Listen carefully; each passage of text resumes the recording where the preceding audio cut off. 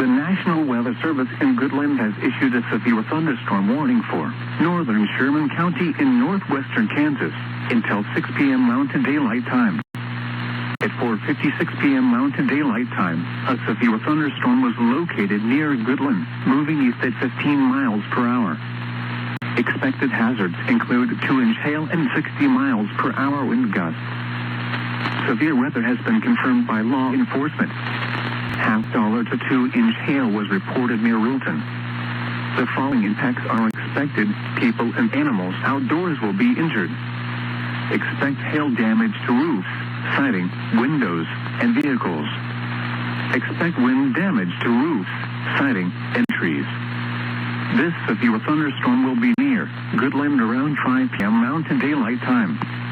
This includes Interstate 70 in Kansas between mile markers 8 and 35. Repeating, a severe thunderstorm warning has been issued until 6 p.m. Mountain Daylight Time for the following county: Sherman, Kansas,